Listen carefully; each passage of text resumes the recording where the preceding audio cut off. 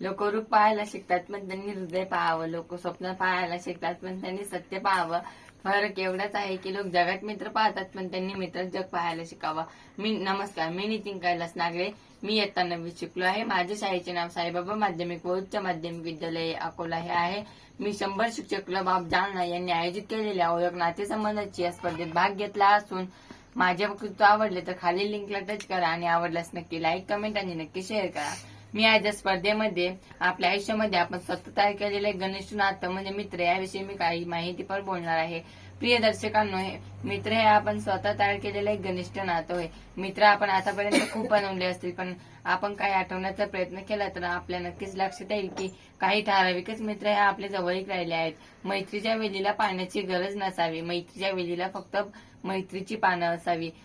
मैत्री हा आपल्या जीवनातील एक महत्वाचा टप्पा आहे. आपण आपल्या जवळच्या नातेवाईकांपेक्षा आपले दुःख आनंद मित्रांजवळ वाटत असतो. नातेसंबंधांमध्ये सगळ्यात पहिल्यांदा आपण फारच आवश्यक आहोत हा गैरसमज डोक्यातून काढून टाका. आपल्याशिवाय कोणाचे काहीही काम अडेली सर्वांचीच बाबरी समजूत असते.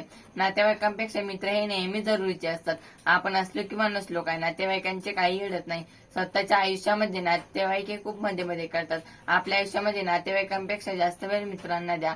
मित्र कोणाला म्हणायचे? ज्याच्या जवळ मनातील भाव व्यक्त करताना लज्जा किंवा संकोच वाटत नाही, खोटे बोलावेसे वाटत नाही किंवा फसवावेसे वाटत नाही, ज्यांना आपला आनंद आणि आपल्या मनातील गोष्टी सांगाव्याशा वाटतात ते असतात मित्र.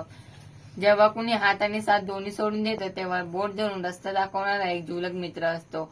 100 शिक्षक क्लब ऑफ जालना यांनी ही ऑनलाईन वक्तृत्व स्पर्धा आयोजित करून मुलांना धाडस आणि बोलते करण्याचा प्रयत्न केल्याबद्दल त्यांचे धन्यवाद. आयुष्यामध्ये असा एक मित्र ठेवा जो तुमच्या यशाचे कारण बनेल. धन्यवाद.